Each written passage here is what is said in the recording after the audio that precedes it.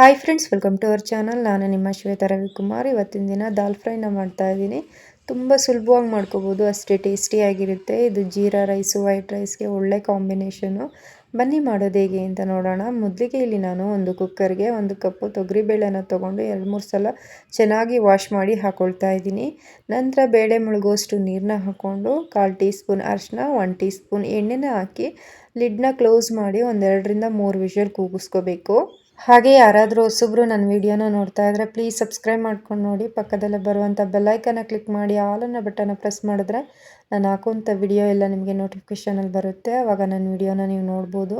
ಇಲ್ಲಿ ನಾನು ಕರೆಕ್ಟ್ ಒಂದು 3 ವಿಷಲ್ ಕೂಗಿಸ್ಕೊಂಡಿದ್ದೆ. ಬೇಳೆ ನೋಡಿ ಸಾಫ್ಟ್ ಆಗೋವರೆಗೂ ಚೆನ್ನಾಗಿ ಬೆಂದಿದೆ. ಇವಾಗ ಒಂದು ಸೌಟಲ್ಲಿ ಈ ರೀತಿ ನೀಟಾಗಿ ಮಸ್ಕೊಳ್ಬೇಕು. ನಂತರ ಇದನ್ನು ಫ್ರೈ ಮಾಡ್ಕೊಳ್ಬೇಕು.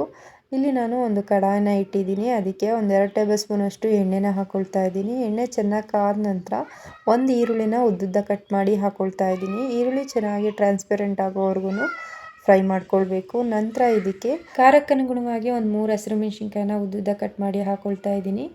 ಜೊತೆಗೆ ಸ್ವಲ್ಪ ಕರಿಬೇವನ್ನ ಹಾಕಿ ಫ್ರೈ ಮಾಡ್ಕೊಳ್ತಾ ಇದ್ದೀನಿ. ಜೀರಾ ರೈಸ್ಗೆ ಒಳ್ಳೆ ಬೆಸ್ಟ್ ಕಾಂಬಿನೇಷನ್ ಅಂತ ಹೇಳ್ಬೋದು.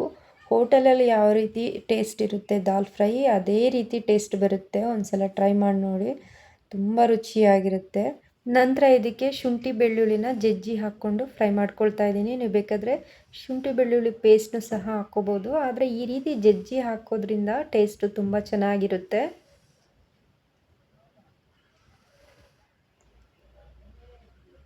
ನಂತರ ಇದಕ್ಕೆ ಇಲ್ಲಿ 1 ಟೊಮೆಟೊನ ಸಣ್ಣದಾಗಿ ಕಟ್ ಮಾಡಿ ಹಾಕ್ಕೊಳ್ತಾ ಇದ್ದೀನಿ. ಟೊಮೆಟೊ ಸಾಫ್ಟಾಗಿ ಬೇಯೋವರೆಗೂ ಫ್ರೈ ಮಾಡ್ಕೊಳ್ಬೇಕು. ಟೊಮೆಟೊನ ಫ್ರೈ ಮಾಡ್ಕೊಳ್ತಿರುವಾಗ ಒಂದು ಅರ್ಧ ಟೀ ಸ್ಪೂನಷ್ಟು ಅರಿಶಿನ ಹಾಕ್ಕೊಂಡು ಫ್ರೈ ಮಾಡ್ಕೊಳ್ಬೇಕು.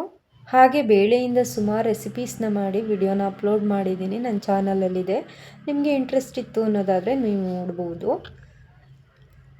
ಇವಾಗ ಟೊಮೆಟೊನ ಚೆನ್ನಾಗಿ ಸಾಫ್ಟ್ ಆಗೋವರೆಗೂ ಬೇಯಿಸ್ಕೊಂಡಿದ್ದಾಗಿದೆ. ಇದಕ್ಕೆ ನಾವು ಬೇಳೆನ ಏನು ಬೇಯಿಸಿಟ್ಕೊಂಡಿದ್ವಿ ಅದನ್ನು ಹಾಕ್ಕೊಂಡು ಬೇಯಿಸ್ಕೋಬೇಕು.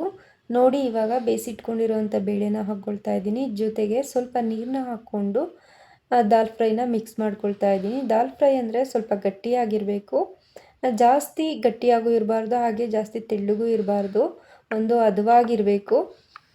ಹಾಗಾಗಿ ದಾಲ್ ಫ್ರೈ ಕನ್ಸಿಸ್ಟೆನ್ಸಿ ನೋಡಿಕೊಂಡು ನೀರನ್ನ ಹಾಕ್ಕೋಬೇಕಾಗುತ್ತೆ. ನೀರನ್ನ ಹಾಕಿದ್ಮೇಲೆ ಒಂದ್ಸಲ ಮಿಕ್ಸ್ ಮಾಡಿ ಇದನ್ನು 2ರಿಂದ 3 ನಿಮಿಷ ಬೇಯಿಸ್ಕೊಂಡ್ರೆ ಸಾಕು.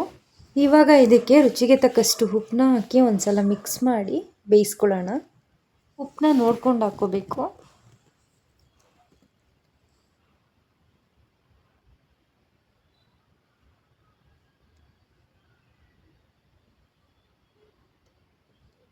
ಇವಾಗ ಇದನ್ನು 2ರಿಂದ 3 ನಿಮಿಷ ಬೇಯಿಸ್ಕೊಳ್ತಾ ಇದ್ದೀನಿ.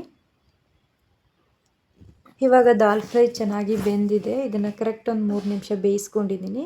ಇದಕ್ಕೆ ಲಾಸ್ಟಲ್ಲಿ ಸ್ವಲ್ಪ ಕೊತ್ತಂಬರಿ ಸೊಪ್ಪನ್ನ ಹಾಕಿ ಒಂದ್ಸಲ ಮಿಕ್ಸ್ ಮಾಡಿ ಸ್ಟವ್ನ ಆಫ್ ಮಾಡ್ಕೊಳ್ತಾ ಇದ್ದೀನಿ.